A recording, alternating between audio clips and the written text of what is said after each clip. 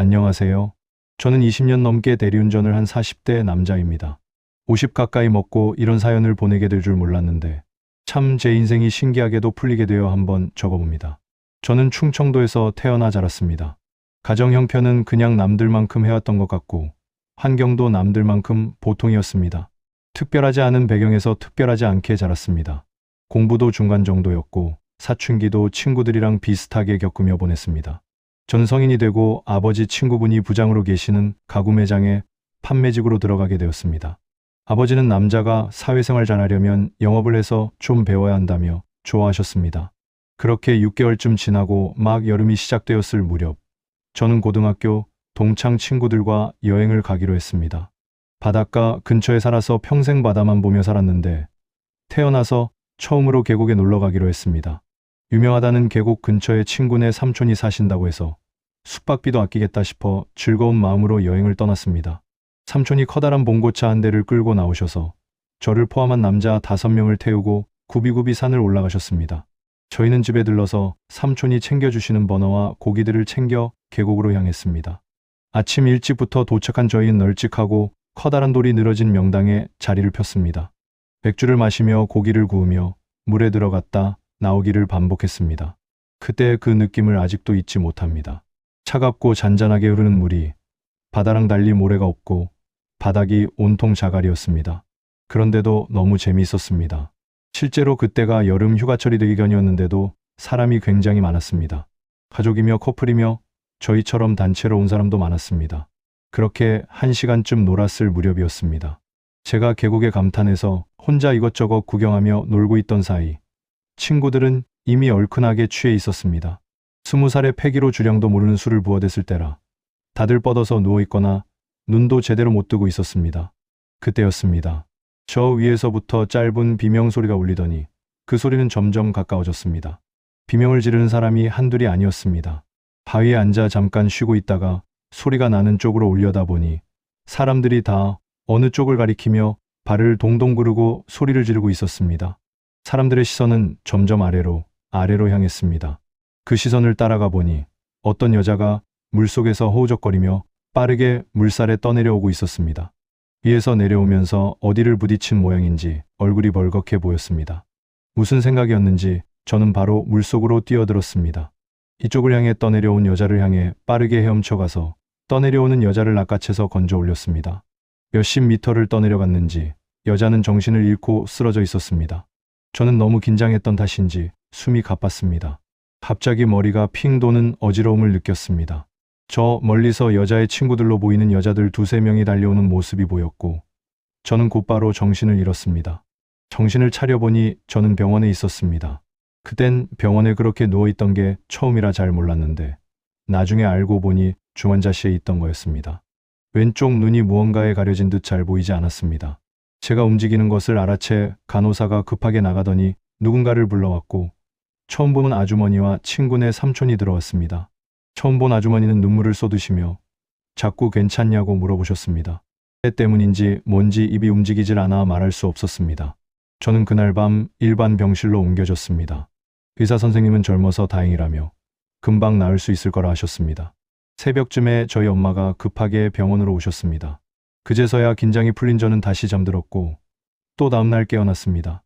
그리고 그때 제 모습을 정확히 볼 수 있었습니다. 제 얼굴은 만신창이가 되어 있었습니다. 턱이며 이마며 거의 눈, 코, 입 빼고는 붕대로 가려져 있었습니다. 엄마는 제가 여자를 구하러 물속에 들어갔을 때 뾰족한 돌인지 나무인지가 얼굴에 닿았다며 이마와 턱만 앞에서 백반을 가까이 꿰맸다고 하셨습니다.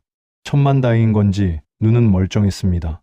평소 외모에 관심이 있었던 건 아니지만 얼굴에 다쳤다는 게 마음이 착잡하지 않다면 거짓말이었을 겁니다. 그래도 엄마가 너무 걱정을 하셔서 일부러 괜찮은 척을 했던 것 같습니다. 중환자실에서 처음 봤던 아주머니는 매일 저를 찾아왔습니다. 올 때마다 과일이며 빵이며 음료수며 뭐 이것저것 가져오면서 계속 엄마께 죄송하다고 했고 저한테 미안하다고 했습니다. 알고 보니 물에 빠진 여자의 어머니였습니다. 그 여자애는 괜찮대요. 얼굴에 붕대를 칭칭 감은 채 아무렇지 않게 던진 제 질문에 아주머니는 그제서야 조금 웃으셨습니다.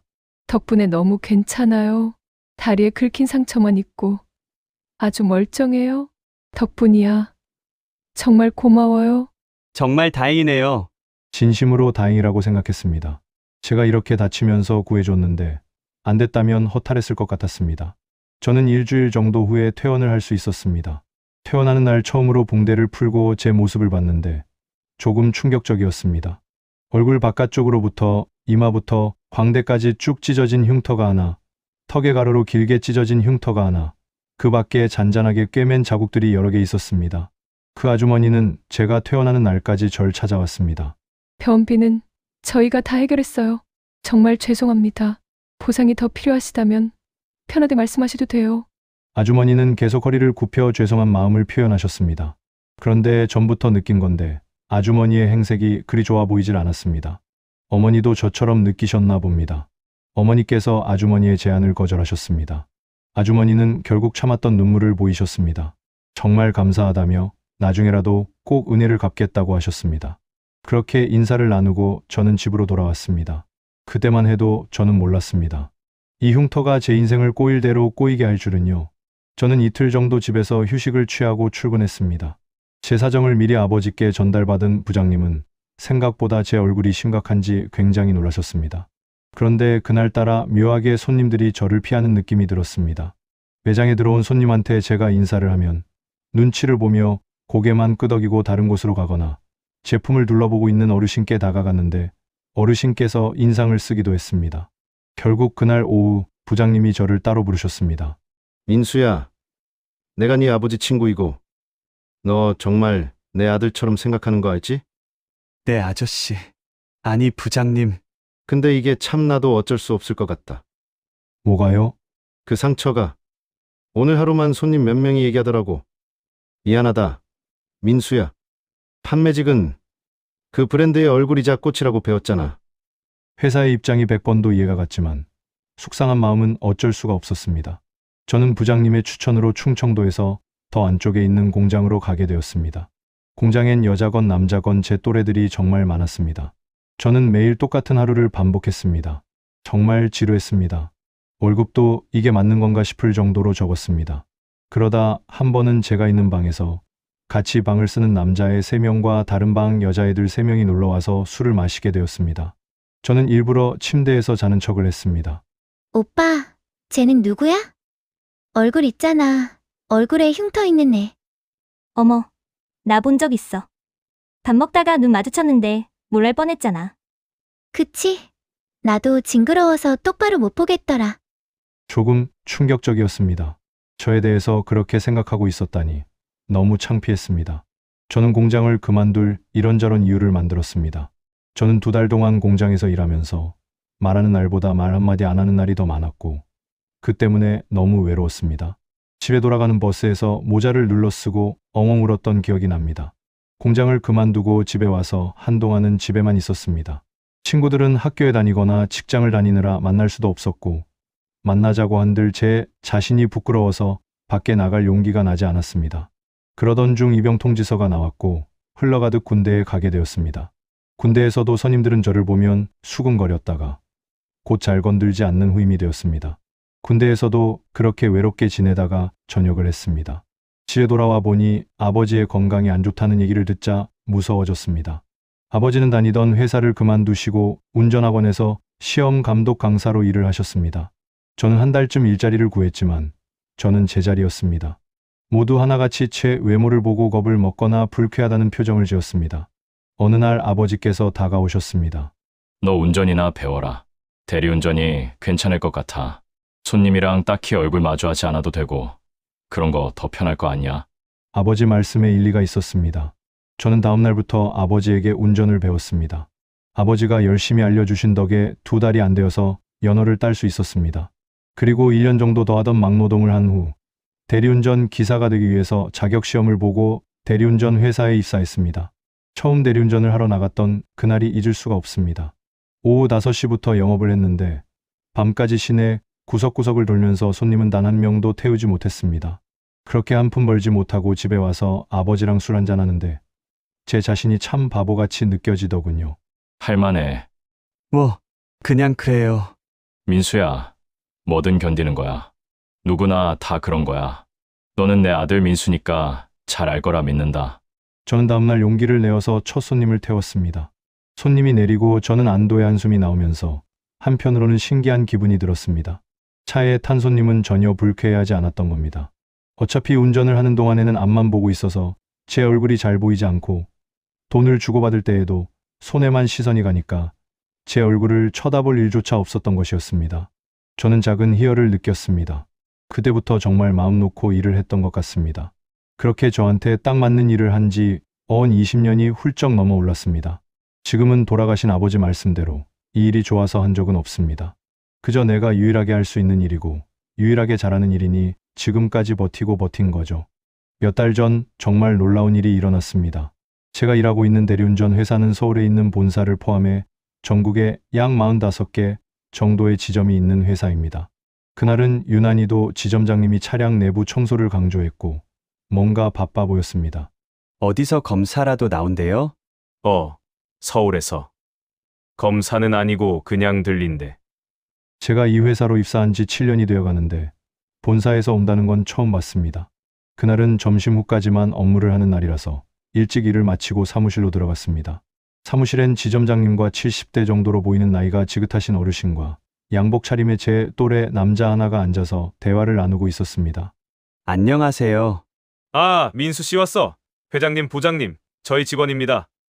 지점장님이 저를 회장님과 부장님이라는 사람에게 소개했고 저는 어색하게 그 자리에 끼게 되었습니다. 회장님께서 제 얼굴을 가만히 바라보시더니 제게 물으셨습니다. 내가 이런 질문이 실례인 줄 알지만 뭐 하나 물어봐도 될까? 네네. 어떻게? 그 얼굴의 상처는 왜 그렇게 된 건지 말해줄 수 있나? 뻘쭘스럽지 않았다고 하면 거짓말이었을 겁니다. 그런데 회장님의 얼굴이 단순한 호기심이 아니라는 게 느껴졌습니다. 저는 처음으로 남 앞에서 얼굴의 흉터에 대한 사연을 자세하게 말했습니다. 계곡에서 기절하고 병원 중환자실에서 눈을 떴을 때쯤을 얘기하는데 갑자기 회장님께서 제 손을 잡으셨습니다. 그리고 제 왼쪽 가슴팍에 있는 명찰을 눈을 가늘게 뜨고 보셨습니다. 그러더니 갑자기 제 얼굴을 잡고 얼굴에 있는 제 흉터를 만지시더니 곧 저를 꼭 끌어안으시고는 숨이 넘어갈 듯이 울으셨습니다. 자네가 바로 자네가 맞아. 여기서 다시 이렇게 만나게 되다니. 회장님의 알 수 없는 행동에 저와 지점장님과 부장님은 모두 놀랄 수밖에 없었습니다. 회장님은 눈물을 계속 흘리면서 결국 자리에 주저앉으셨습니다. 저희는 급하게 회장님을 의자로 옮겼고 회장님은 그렇게 한참을 우셨습니다. 그리고 곧 회장님이 꺼내신 이야기에 저는 놀랄 수밖에 없었습니다. 지금부터 약 30년 전 회장님은 원래 여기 충청도에서 사셨다고 했습니다. 당시에는 용달 운송업을 하고 있었는데 소자본으로 시작해서 성장했고 회장님도 직접 운전을 하며 바쁘게 일을 했다고 했습니다. 그리고 그때 회장님에게 딸이 하나 있었다고 했습니다. 딸은 서울에 있는 대학교에서 무용을 전공했는데 여름방학이 되어 본가에 내려오게 되었고 그러다 고등학교 동창들과 함께 계곡에 놀러 갔다고 했습니다. 그리고 계곡에서 발을 헛디뎌 물살에 떠밀려 목숨을 잃을 뻔했고 기적처럼 한 청년이 그 목숨을 구해줬다고 하셨습니다. 저는 이야기를 들으면서 계속 속으로 설마를 외쳤습니다.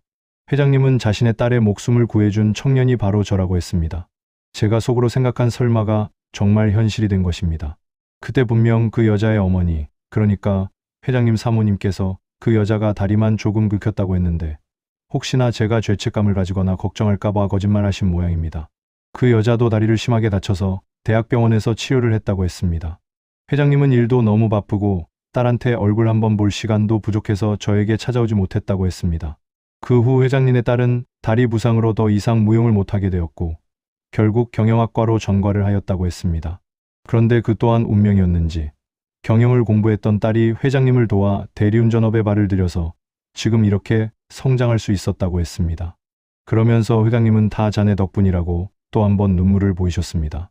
자네가 입원했던 병원에 몇 번이고 찾아가고 몇 번이고 전화를 했지만 환자 기록을 알려줄 수 없다는 대답만 들었고 자네 이름 하나 가지고 주위에 수소문을 해도 찾을 수가 없었어.